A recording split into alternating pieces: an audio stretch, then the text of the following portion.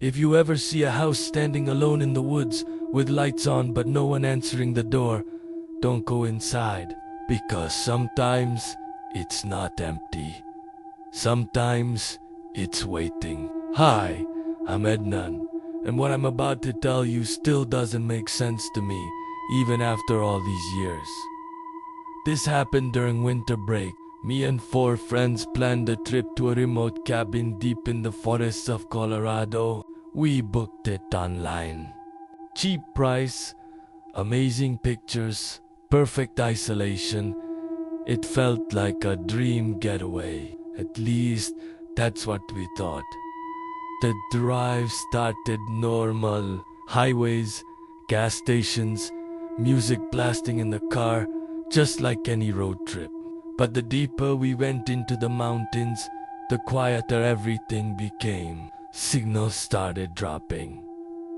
GPS started blinking. At one point, Google Maps just froze. The screen stayed stuck, like it didn't want us to go any further. Jason laughed it off. Relax, man. It's just bad signal.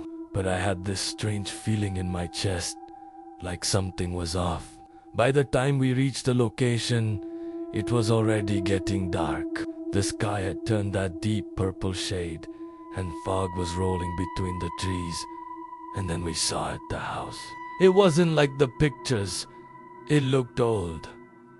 Too old. The wood was darker, almost black in some places. The windows looked like empty eyes staring straight at us. And the weirdest part, the lights were already on. We hadn't even checked in yet. Chris frowned. Did someone else book it? No answer. We stepped out of the car. The air was freezing, completely silent. No insects, no wind, nothing, just silence. Olivia knocked on the door. No response.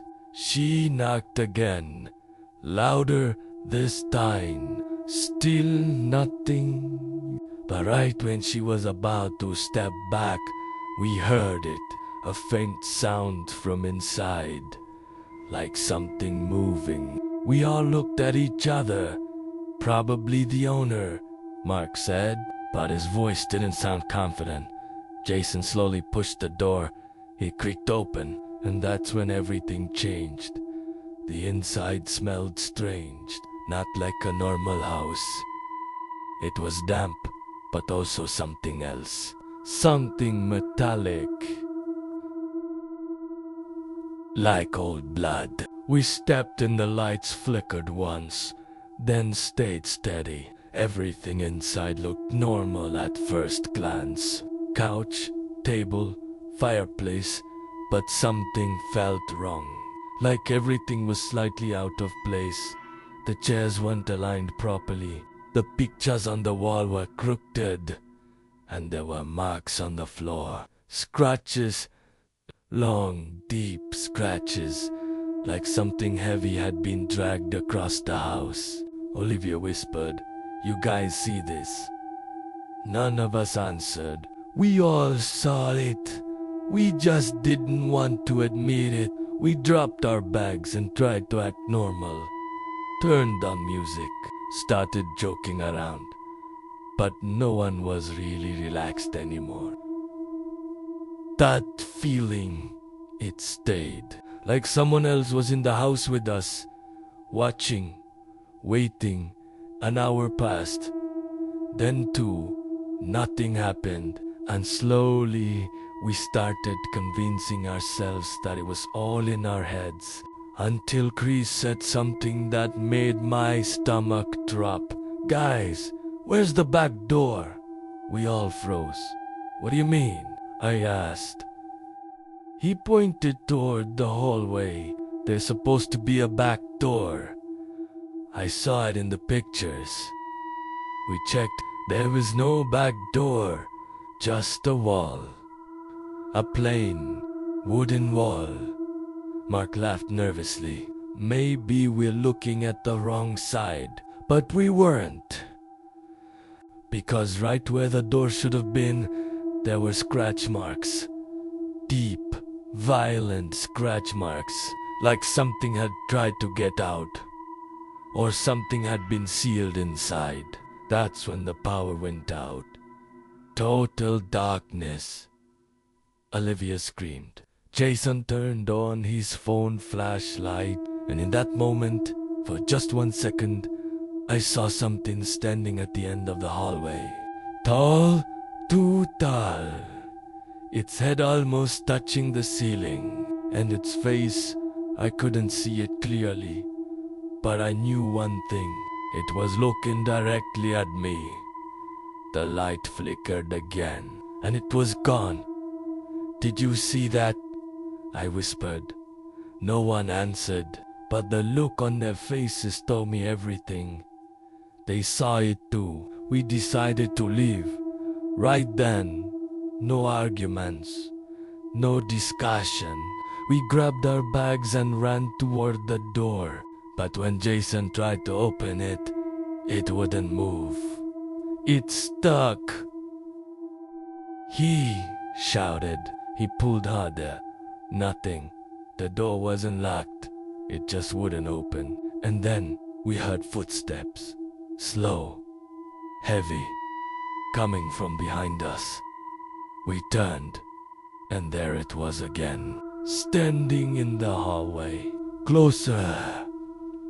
This time, its arms were too long. Its body twisted in unnatural ways, and its face, this time, I saw it clearly. It didn't have eyes, just empty darkness where its eyes should have been, and a mouth stretched too wide, like it was smiling. Olivia started crying. Mark whispered, "What the hell is that?" It took 1 step forward. The floor creaked under its weight. Another step. Closer. Jason kept pulling the door, screaming, "Open, open," and then suddenly the door unlocked. We didn't wait. We ran straight into the woods. Didn't even think about the car. Didn't look back. Just ran. Branches hitting our faces. Feet slipping in the mud, breath freezing in the cold air. But the worst part, we could still hear it behind us. Walking, not running. Walking like it knew we couldn't escape. We kept running until we reached the road, and somehow our car was already there, parked exactly in front of us. Even though we left it at the house, none of us questioned it. We just got in and drove. No one spoke the entire way back. Not a single word. The next morning, we checked the booking again. The listing was gone. Deleted, no history. No host, nothing, like it never existed. But that's not the scariest part. A week later, Chris called me. His voice was shaken. He said, "Adan, I think it followed me." I laughed at first, thought he was joking, but then he sent me a picture. It was taken inside his room, and in the corner, standing in the dark, was that same tall figure, watching him. And ever since that night, sometimes when I wake up in the middle of the night, I feel like I'm not alone anymore. Like something is standing in the corner of my room, just watching, waiting. And I still don't know, did we escape that house? Or did it let us go?